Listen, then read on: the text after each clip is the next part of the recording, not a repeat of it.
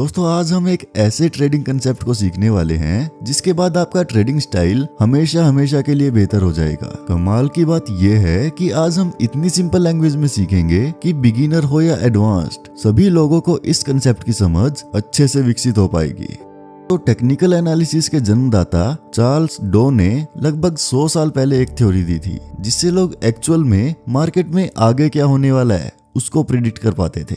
भले ही लोग टेक्नोलॉजी और एल्गोरिदम्स के विकास के कारण डो थ्योरी की बात आज ना करते हो, लेकिन दोस्तों ये थ्योरी आज भी उतनी कारगर है जितनी 100 साल पहले थी। आज की हमारी ये स्ट्रेटेजी उसी डो थ्योरी पर आधारित है जिसे मल्टी टाइम फ्रेम एनालिसिस कहा जाता है। इस वीडियो में मैं आपको सिखाऊंगा कि कैसे आप हायर टाइम फ्रेम से लेकर लोअर टाइम फ्रेम तक चार्ट्स का एनालिसिस करके अपने ट्रेडिंग डिसीजंस को बेहतर बना सकते हैं। तो सबसे पहले समझते हैं कि मल्टी टाइम फ्रेम एनालिसिस होता क्या है। दोस्तों ये एनालिसिस का वो तरीका है जिसमें आप पहले बड़े टाइम फ्रेम का एनालिसिस करते हैं, फिर उससे छोटे टाइम फ्रेम का, और फिर धीरे धीरे छोटे छोटे टाइम फ्रेम्स पर आते जाते हैं। इस प्रोसेस में आपको 3 इंपॉर्टेंट टाइम फ्रेम्स की जरूरत पड़ती है, जिनमें पहला time frame direction time frame होता है, जिसका उपयोग आप मार्केट की दिशा यानी प्राइस के ट्रेंड को समझने के लिए करते हैं। इसमें आप देखते हैं कि प्राइस ऊपर जा रहा है, नीचे जा रहा है या साइडवेज मूव कर रहा है। दूसरा time frame behaviour time frame होता है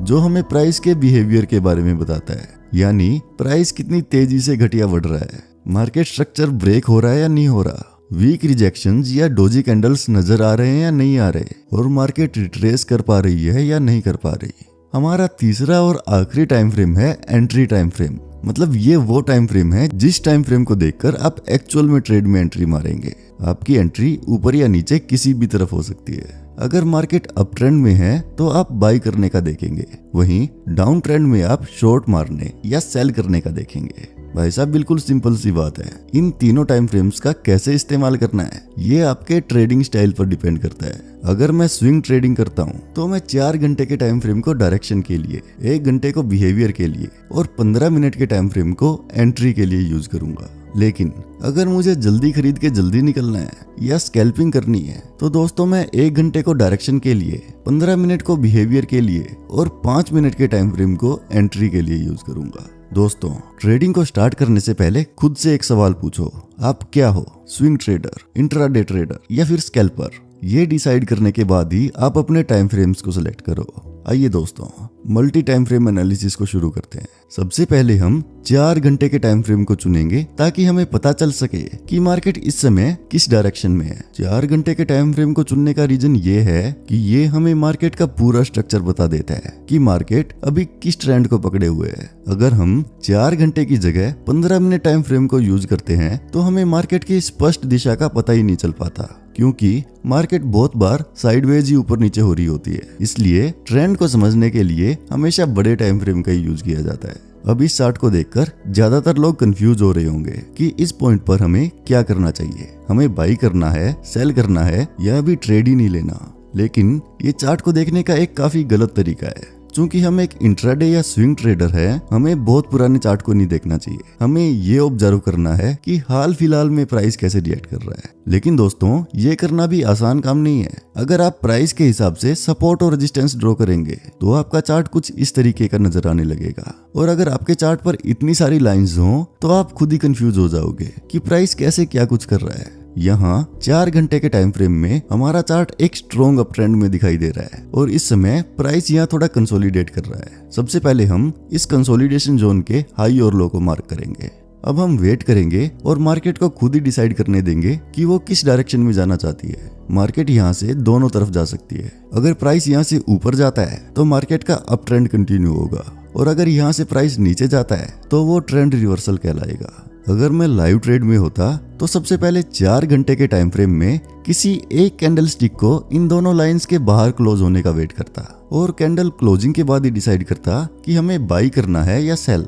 अगले कुछ कैंडल्स में प्राइस लोअर लो के नीचे क्लोज करता है। ऐसे समय में ज्यादातर नए ट्रेडर्स सेल ट्रेड में एंटर कर जाते हैं। मैं चाहता हूं कि आप ध्यान से देखें कि इसके बाद प्राइस क्या करता है। भाई साहब होता यह है कि इसके बाद 2 ग्रीन बुलिश कैंडल्स बनती हैं। अब मैं जो आपको बताने वाला हूँ उसको आप थोड़ा ध्यान से सुने, क्योंकि ये चीज आपके ट्रेडिंग स्टाइल को हमेशा हमेशा के लिए बदल सकती है। ये एक सीक्रेट टिप है जो मैं आपको बिल्कुल फ्री में दे रहा हूँ। अभी चार्ट 4 घंटे के टाइम फ्रेम में है और हमें एक स्ट्रॉन्ग अप ट्रेंड नजर आ रहा है। लेकिन जैसे ही हम चार्ट के टाइम फ्रेम को 1 घंटे में बदलते हैं तो हमें दिखता है कि प्राइस ने तो धीरे धीरे नीचे जाना शुरू कर दिया है। अब जब हम 15 मिनट पर स्विच करते हैं तो हमें नजर आता है कि ट्रेंड तो नीचे का है। अब ये चीज हमें कंफ्यूज कर सकती है कि प्राइस 4 घंटे में तो अप ट्रेंड दिखा रहा है, लेकिन 1 घंटे और 15 मिनट में तो ट्रेंड नीचे का है। असल में ऐसा हो क्यों रहा है, इसको समझो। जब प्राइस 4 घंटे के टाइम फ्रेम में था तो आखिरी की कुछ कैंडल्स रिट्रेसमेंट या पुल बैक ले रही थी। इसी पुल बैक को छोटे टाइम फ्रेम में देखने पर यह हमें डाउन ट्रेंड जैसा दिखाई दे रहा है। दोस्तों, एक बात अपने दिमाग में बैठा लो, हायर टाइम फ्रेम अपने से छोटे टाइम फ्रेम्स का बाप होता है और हमें बेटे की जगह बाप की बातों पर ज्यादा भरोसा करना है। यहाँ 4 घंटे का टाइम फ्रेम ऊपर का ट्रेंड दिखा रहा है और 1 घंटे का टाइम फ्रेम नीचे का। बड़ा कौन है? 4 घंटा ना, तो हम 4 घंटे की बात मानेंगे और ऊपर की साइड का ही ट्रेड लेंगे। मतलब अब हम बाई पोजीशन बनाने वाले हैं। अभी चार्ट 15 मिनट के टाइम फ्रेम में है। हमें यहाँ तुरंत बाई ट्रेड में एंट्री नहीं करनी है, क्योंकि ट्रेंड बेशक ऊपर का हो लेकिन मोमेंटम अभी भी डाउन साइड की है। ऐसे में हम पहले वेट करेंगे कि प्राइस 15 मिनट के टाइम फ्रेम में भी बीरिश से बुलिश ट्रेंड में शिफ्ट हो जाए। इसके बाद ही हम बाई पोजीशन में एंट्री करेंगे। अभी तक हमें प्राइस के बुलिश होने का कोई भी सिग्नल नजर नहीं आ रहा है, इसलिए हम अभी भी इंतजार करेंगे। प्राइस यहाँ इस लेवल को रिटेस्ट करने आता है, लेकिन इसको पूरी तरह से ब्रेक नहीं कर पाता और फिर से नीचे भाग जाता है। ऐसा एक बार दोबारा होता है, जिससे हमें ये आइडिया लगता है कि मार्केट अब साइडवेज हो चुकी है। इस समय बाई ट्रेड में घुसने के लिए ये जरूरी है कि प्राइस इस लेवल के ऊपर क्लोज करके अप ट्रेंड का स्ट्रक्चर बनाए। अगर हम चार्ट के टाइम फ्रेम को 1 घंटे में चेंज करते हैं तो हम देखते हैं कि हमें अभी भी चार्ट पर ऐसा कोई खास बुली सिग्नल नजर नहीं आ रहा जिससे हम बाई का ट्रेड ले पाए। अगली कुछ कैंडल्स में प्राइस स्विंग लो तक आता है और इस पर्टिकुलर लेवल से एक स्ट्रॉन्ग रिजेक्शन लेकर ऊपर की तरफ बाउंस कर जाता है। इस बड़ी हरे रंग की कैंडल ने ट्रेंड लाइन को ब्रेक कर दिया है, लेकिन हमें 1 घंटे के टाइम फ्रेम पर ट्रेड में एंट्री बिल्कुल नहीं लेनी है, क्योंकि हमारा एंट्री टाइम फ्रेम 15 मिनट का है। 15 मिनट का चार्ट देखकर भी हम ये कह सकते हैं कि मूवमेंट अब डाउन ट्रेंड से अप ट्रेंड में शिफ्ट हो चुकी है। और इस समय देखें तो 15 मिनट के टाइम फ्रेम में मोमेंटम अप है, 1 घंटे के टाइम फ्रेम में भी मोमेंटम अप है और 4 घंटे के टाइम फ्रेम में भी मोमेंटम अप ही है। जब इन तीनों टाइम फ्रेम्स में मोमेंटम एक ही दिशा में होता है तब समझो कि आपका सेटअप बनकर तैयार हो चुका है और ये सेटअप किसी जादू से कम नहीं है। दोस्तों, हमेशा याद रखो, आपको कभी भी जल्दबाजी में ट्रेड नहीं करना चाहिए। हमें तब तक इंतजार करना चाहिए जब तक तीनों टाइम फ्रेम्स में प्राइस एक ही डायरेक्शन में ना हो जाए। अब यहाँ हम इस बाई पोजीशन में एंट्री करते हैं। हमारा स्टॉप लॉस इस ट्रेंड लाइन के थोड़ा नीचे होगा। इस ट्रेड में हमारा टारगेट 4 घंटे के टाइम फ्रेम में स्विंग हाई होने वाला है, क्योंकि प्राइस ने इसी लेवल से डाउन ट्रेंड में शिफ्ट होना चालू किया था।